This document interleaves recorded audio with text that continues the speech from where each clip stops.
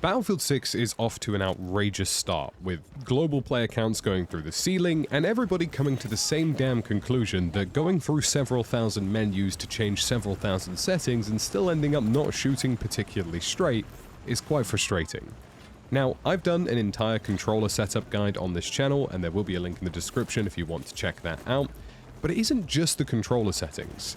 Now, credit where credit is due, Battlefield Studios has given 101 different settings in this game that allow you to basically refine your Battlefield experience down to a T. But it's not just the settings, it's understanding the nuances of classes and weapon customization, and how certain classes have certain benefits with specific perk packages, and how certain attachments can impact your overall control. All of that is really complicated. Everything I've just said, quite frankly, is a word salad and isn't particularly useful. But that's what this video is here today for.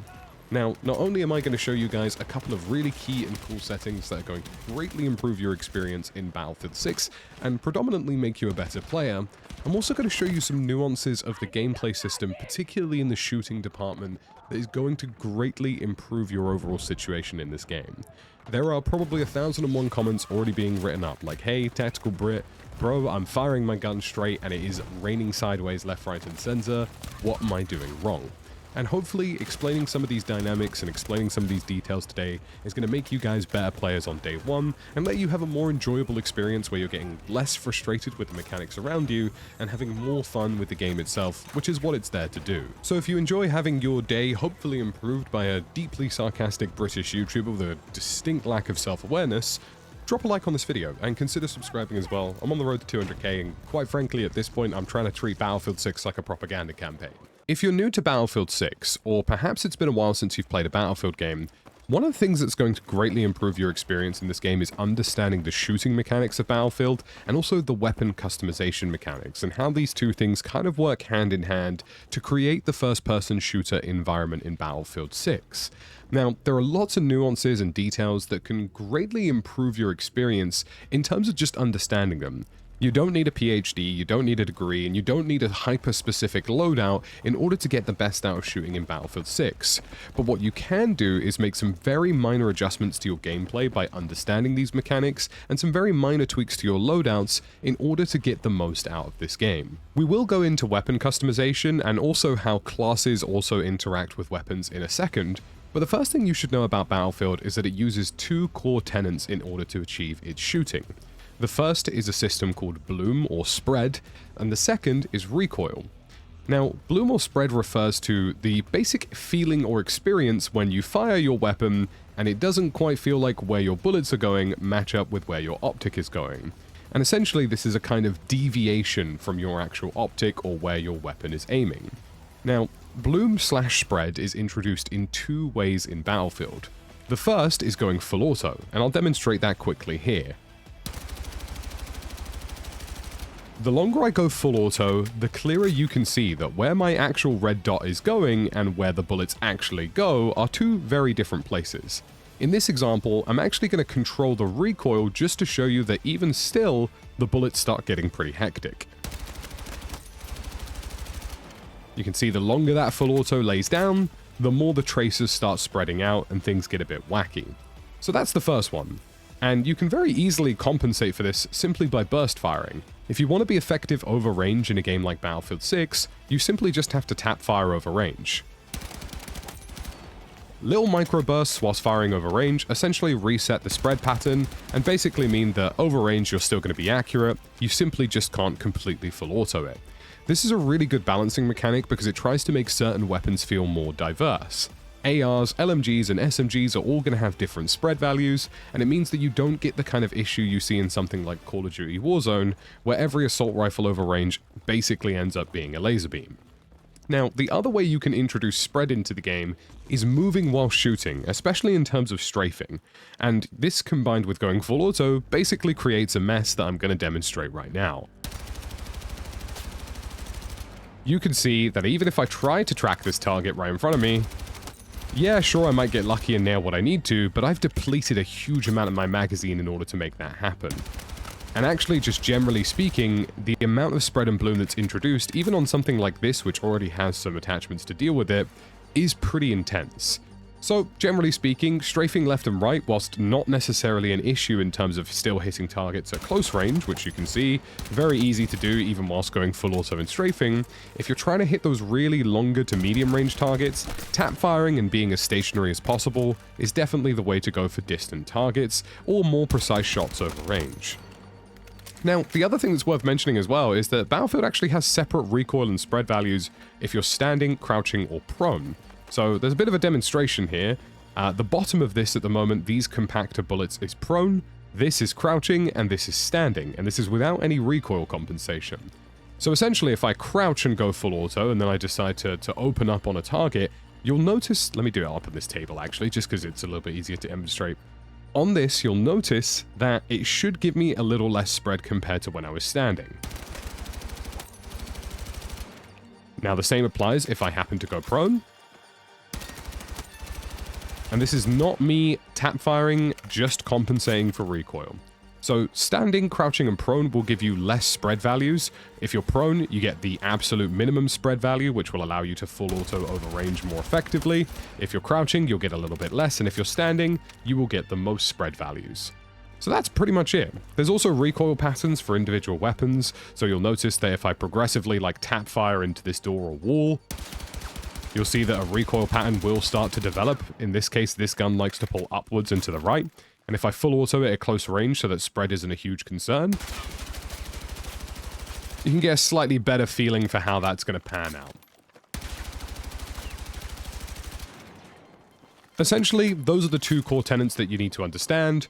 How much you burst fire your weapon and how much you move around with your weapon whilst firing are two big ways that are going to impact your shooting over range. Anything under about 20 meters, for the most part, isn't going to be massively affected by this. And for the most part, close quarters gameplay, even as much as up to 40 to 30 meters, isn't going to matter. But for long-range targets, burst firing and dealing with your bloom and spread is really important. But secondly, and most importantly, this is going to keep your ammo count higher for longer, allowing you to engage multiple targets by burst firing, conserving ammo, getting the kills you need, and then locking onto the next one. This makes you as lethal as humanly possible in Battlefield 6, and this is something really important to understand. Now, the next thing to understand is essentially how attachments interact with your weapons and how classes interact with your weapons. So we're going to start with classes, because I feel like this is a really important one. Now, in Battlefield 6, if you happen to be playing the Assault class, there are unique class traits that you get from doing so. If you play Assault and you use an Assault Rifle, which is the class-specific weapon for this category, Assault Rifles get a faster draw time, so you pull them up quicker, and they also have a faster sprint to fire time. And you won't get a faster draw time and sprint to fire time if you use, for example, an Assault Rifle as an engineer. Those benefits are lost because it isn't the class weapon. Now, on the flip side of that, if you decide to choose an engineer, engineers get tighter spread with all SMGs across the board, which means that they are more accurate and they can have tighter hip-fire spread as well, which basically means that SMGs are a go-to for the engineer class and that you do get some pretty good benefits from using them. As you can see here, when I modify it, you get improved hipfire control when using SMGs and a tighter hipfire spread, which is really, really cool for SMGs and can let you make some pretty wacky builds with some of these weapons. I like using the Dominion build here, and trust me, if you spec this thing out for hipfire and you use it as an engineer, you can get some pretty nutty benefits. Now, if you decide to go as a support players have a pretty cool benefit with light machine guns. Now, with any light machine gun, support players have a faster ADS speed when using any LMG, and on top of that, there isn't a sprint penalty in terms of speed when using LMGs in the support class. If you decide to use an LMG as an engineer, recon, or an assault, you'll actually be slowed down by the weight of the weapon. Now, the final one, of course, is our beloved Recon class, which of course has the sniper rifle, and the Recon essentially gets reduced weapon sway, a quicker rechamber, and longer breath when using a sniper rifle. So some real major incentives to use the sniper rifle on the Recon class only. Now, when we get a little bit more detailed about these things and we talk about actual weapon customization and how these various attachments interact with your weapons, the biggest thing to understand is that yes, you get 100 points, which is really, really cool and allows you to try lots of different combinations like this custom build that you see here, changing your optics, letting you mess around with different things and try and come to a build that makes sense. But the two biggest factors that I feel are going to affect your game, or actually a handful of factors, are precision and control. These are two very ambiguous terms. Hipfire is fairly straightforward, and mobility is fairly straightforward. You know, reload time's fairly straightforward. Muzzle velocity, which is how fast your bullets actually travel downrange, fairly straightforward. ADS time and headshot multipliers, fairly straightforward. Same with rate of fire, same with damage. But these two are the ambiguous ones. Now, precision actually refers to the volume and amount of spread/bloom that the gun has inherently, and control refers to the actual recoil pattern and how controllable that is. Now, if you decide to mess around with various different types of foregrips or lasers, or try different attachments, you're going to see that these will impact precision and control differently. So if you find that a certain gun whilst moving and shooting has lots of spread, you probably want to opt for something that's going to increase the precision of the weapon as opposed to something that's going to increase the control of the weapon. Now, recoil you can compensate for, but spread, which is introduced as a result of deviation, is not something you can compensate for. So for example, this blue laser attachment actually comes with a minor benefit to hipfire, and it comes with a minor improvement to accuracy whilst moving, so this will slightly reduce the overall spread value of this weapon. Generally speaking though, those are the only things you need to know about. Yes, rate of fire and damage is important as well, of course, but for the most part, spread and precision, or control and recoil, are the two big things that I feel are things people should understand in terms of weapon controllability. Speaking of random nuances that definitely will have an impact on your gameplay, there are actually different entire training paths for your individual classes. So the Breacher, for example, has an entirely different setup in terms of what it has compared to a Frontliner. A Frontliner gets better health recovery, a Frontliner gets reduced impact from falling or jumping, and then by comparison, a Breacher gets like a faster reload or an unrelenting reload for certain projectiles and certain rounds, and also has a reduced movement penalty when shooting and moving. So just a couple of different things to bear in mind. The same applies across all the other classes as well. If you go to Engineer, you're going to see the same thing. You'll have an anti-armor versus a Combat Engineer that's going to give you slightly different setups and perks and benefits. All of these are unlockable. And then again, same thing across support and recon as well. Different setups and different things that you can do and achieve in order to get those done. Now, the final thing I want to show you guys is actually the challenge tab. I think this is really helpful. There are daily, weekly challenges that you can pretty much do all the time to get you extra XP gain, and you can actually track these challenges as well. So you can do certain things like repair vehicles. So if you're really struggling to reach some of those levels, this is a really quick way of handling this.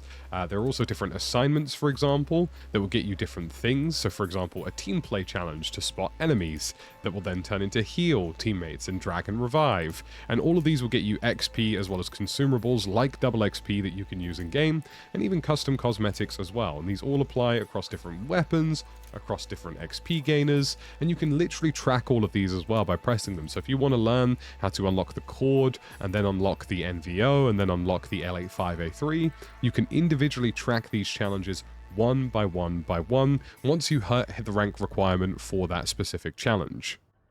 There is a big setting tucked away that I feel is massively important to your gameplay in Battlefield 6 that I think is worth talking about.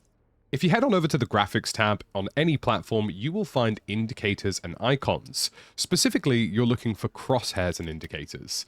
Now, there are some really cool features in here, but there is one in particular that we're going to talk about. You can change the crosshair intensity to make it a little bit more visually obvious, giving it a bit more of a shadowed background on white surfaces, which is quite helpful. I personally leave mine at about 70%. If you're up to it, you can completely change your crosshair color as well. Allegedly, light blue/aqua is the color that I believe the human mind acts to the best in terms of reactiveness and in terms of identifying colors and contrast. There's a whole science behind that. Crosshair thickness is also an option as well if you're looking for something a little bit more dense. But the biggest one is this here, infantry crosshair projection. You absolutely want this off to keep your crosshair static in the middle of the screen so that you can get a better feel for your accuracy in relation to how you're missing and how spread is impacting your gunplay. Another big one, and something that I feel is completely underrated, is that having a separate headshot color is really, really important. Headshots in Battlefield 6 have really big multipliers to them, and if you land a lucky headshot on an opponent, you're statistically closing the window of engagement because you know even if they shoot back at you, you've got the advantage numerically in terms of health. So having a separate color for this is really, really important, and I think it can make a big difference in terms of your overall performance. I personally use this to make better informed decisions as to who I should be shooting, so it's a massive must for me. I would highly recommend yellow. I think it works quite well and sort of stands out, but any color is absolutely available to you. Another real nice to have and something that people don't really recognize in Battlefield 6 is that you can get a better visual experience out of the game simply by changing your HUD icons. Again, this is tucked away in graphics under icons and indicators, and in HUD icons you can do a lot. You can change opacities, how much the icons appear in your peripheral vision, and all of this is based on your aim. If you're aiming in a certain direction, how much do you want them to go away? Or you can just change them generally. I personally toned down my objective icons to about 70, as well as my friendly icons to about 70, and the opacity down to about 80. And this just makes everything a little bit visually clearer, and the only thing that I do leave at close values with high opacity are squad icons for my local friendlies I'm playing with, and enemy icons at 100% scale and opacity, so that I can see those targets quite clearly. Now, as a personal preference thing, you may actually want to drop this down to about 90 to make enemy icons just a little bit tighter so you can be a little bit more accurate over range, or do the inverse of that and make them bigger. It's a personal preference thing, but I feel that this system works best. Now, generally speaking, there's a lot that you can get into in this menu, and it's a huge quality of life improvement. Battlefield 6 is a little bit annoying in terms of the fact that there are several thousand menus, but there are some really good options tucked away in those menus. You just need to know where to look. This sounds like a really stupid pro tip, but one of the biggest things I actually think that's quite annoying in this game is just generally how bright everything is, and I dial my world brightness down to about 45%. Now, your mileage may completely vary depending on the type of display you're using, how bright it is, all of these other options that could come into impact. Like I use an OLED, you might be using an LCD, you might be using something different. But for me personally, this game just out of the box is way too bright, so I drop that right down to 45%. I also do a very particular thing in this game where I turn off visual clutter, weapon motion blur, world motion blur, I make my weapon field of view wide, I turn off camera shake, I enable reduce sprint camera bobbing, and chromatic aberration, vignetting, and film grain all go off just for a bit of visual clarity. Another big thing that I like to do is go into the accessibility options and change the color profile of the game. Now, the color profile of the game allows you to do things for people who predominantly have color blindness, which is really great to see. It's a good accessibility option. But if you go into custom, anybody can do whatever they please with the colors and change anything to whatever they please. Now, for me personally, I like to make my reds of my enemies substantially more contrasty. Out of the box, by default, they're a bit more pale, as you can see here on the right. I make them a much darker red to make them a bit more visually obvious. And I also create a bit more separation between my player color and my squad color, making the squad a little bit more of a shallower green, and also increasing the overall darkness of my friendlies in blue as well, just to give me a few more options. Other than that, I tend to leave pretty much all of this the same, and I don't really mess with it too much. But this is something that you could do, for example, with neutral colors, accent colors, which is really nice to see. And there are even ways to change color profiles further extensively in terms of what you see inside the HUD by going down to your graphics settings, heading into the HUD and interface, and going into advanced HUD settings. And if you scroll all the way through this, you can actually change the interior color of the tank HUD, the jet HUD, the helicopter HUD, to give you a slightly different colorway if you were so inclined. And these could potentially make things a little bit more visually obvious for you. So folks, that's about it for this video today, and I hope it was something that was helpful for your experience in Battlefield 6. What videos do you guys want to see me do next? What do you want me to see me cover? Is there anything in particular that you guys are really struggling with or you're really interested in? Let me know. Make sure you subscribe as well. We're on the road to 200k. Drop a like, and I'll see you in the next one.